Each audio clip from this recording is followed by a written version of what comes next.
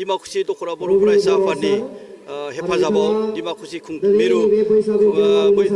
बैसागु खुंथाय आफादनि जि 32थि बैसागु खुंथाय बेनिनो बैसागु गेवलां बादायनाय बे बादायथिलिखौ बेखेवनो थाखाय जोंहा आसाम आयेननि आफादनि मानगोनां बुंथिगिरि बिथांखौ हांख्रायदोंमोन नाथाय बिथाङा गोबां एंगारहायै जाहोननि थाखाय बिथाङा बिसिम सफैनो हायैखाय बिथांनि हाबाफारिखौ आं मावफुंबाय आरो आं थारैनो गोजोननाय मोनदों बे हाबाफारिखौ बेखेवनानै बे डिमाकुसि मिरु नैबे ओनसोलाव जे माने बैसागु खुंथाय फालिनाय बेयो जोंनि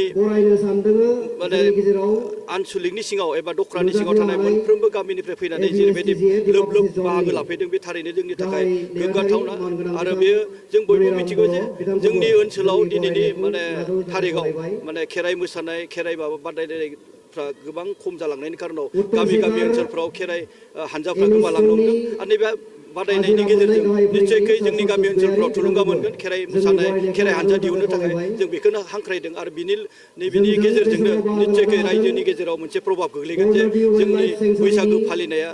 साफ्रोमबो न'खरजों लोगोसे खेराइ मोसानाय थुलुंगा होनाय जायफ्रा गोसो गुदुं देंखोगिरि गोसो गुदुं मोसानो ओंखारनाय बिथांमोनखौ जों थुलुंगा होनो हागोन जोंजों बाहागो लानो हादों हारिमु बिलिफाङावसो बांसिन लोब रायजो राजाफ्रा बाहागो सेंग्रा सिख्लाफ्रा बाहागो लानाय बेबायदि जिखिनि बैसागु मोसानांगौमोन बेखौ नुनो मोना मोनसे साम थायो मोनसे थाखोनि सुबुंफोर दङ जे हारिमु बिलिफांखौ लोब लोब फैनानै मोसानाय मोनसे जों थासारिखौ नुयो ज' ज' फैनायखौ नुयो बांसिन मानसि जानायखौ नुयो नैबिदि मोनसे गेवलां मोसानाय बा माबाखौ एसे मानसिफ्रा खम जानायखौ जों नुयो बे नंगौ खिन्थु माने माब्लाबा मानसिफ्रा बेस्थ'बो थायो नालाय सानफ्राव बेखायनो मोनाबिलियाव हारिमु बिलिफाङाव मानसिफ्रा गावनि खामानि मावनानै फोजोबनानै फैयो बेखायनो थुबुर जाफैनाय माने माबाया सुबुंफोरनि माबाखौ बिबांखौ बारा नुयो नंगौ आरो मोनसे साम दङ माने उथिफुनाय सेंग्रा सिख्लाफ्रा बे मोसानाय मुसुरनायखौ मोनाबिलियाव बारा हायो आरो बेबो नंगौ जे खायसे एसे लोंनानै माने लोंनायखौ इन्टारेस्ट लानानै बेबायदि मोनसे सुबिदाबो लानो नागिरो बेफोरखौ जों नुनो मोनो बैसागु खुंथाय बा बैसागु खुंनाय थिलिफ्राव बेखायनो बेफोरनि गेजेरजोंबो जों बैसागुखौ दावगाहोनांगोन आरो नैबे मोनसे जोंहा बुंनांगोन जे बे बारदै सिख्ला बादायनाय जि माने बादायनाय सोलिबोबाय थादों गोबां बोसोरनिफ्रायनो जाय माने सेथि थाखोआव उथ्रिनो हायो बादायनायाव देरहानो हायो बिथांनो मोनसे सनानि जिनज्रि होनाय जायो आरो बे सनानि जिनज्रिखौ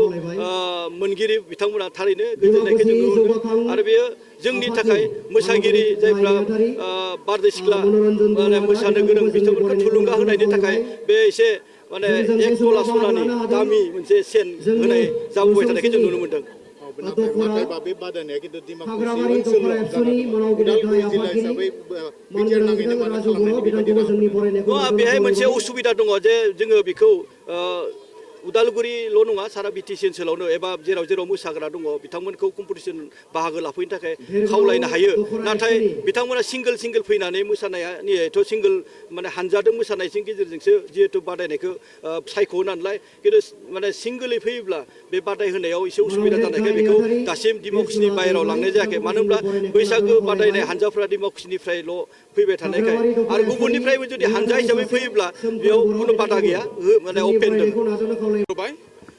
दिनै 30 अक्ट' फैयै दिनै जोबथा सानाव डिमाकुसि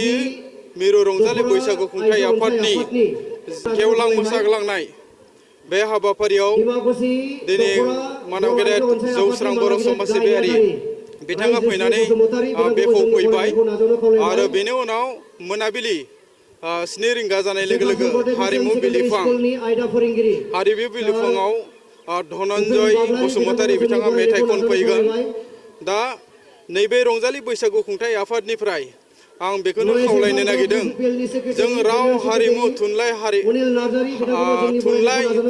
हारिमुखौ जुदि जौगाखांनोब्ला जोंनि लाइमोन सेंग्रा सिख्लाजों लोगोसे गामि गोफोननि आइ आफा रायजो राजाया बयबो ओंखारबोनानै हारि माहारिखौ फोथांना लाखिनायाव बयबो जाहाथे लोब लोब ओंखारबोयो बेखौ आं खुंथाय आफादनिफ्राय गुरै खावलायबाय आरो लोगोसे जोंनि समाजाव गुबुंले थासारि जायखौ जोङो एन्टि ससियेल एक्टिभिटिस होननानै बुंदों जोंनि लाइमोनफोरा बेफोरबायदि खामानियाव थायालासेनो जोंनि राव हारिमु थुनलाइ जौगाखांनायाव बयबो जाहाथे लोब लोब ओंखारो जोंनि हारिमुखौ फोथांना लाखिनायाव जोंनि लाइमोनफ्रा फरायनायाव थुनलाइखौ फोथांना लाखिनायाव जाहाथे खामानि मावफैयो बेखौनो आङो मिरु रंजालि बैसागु खुंथाइ आफादनि लिंथुमगिरि जानानै गुरै खावलायनाय थाबाय गोजोन्थों।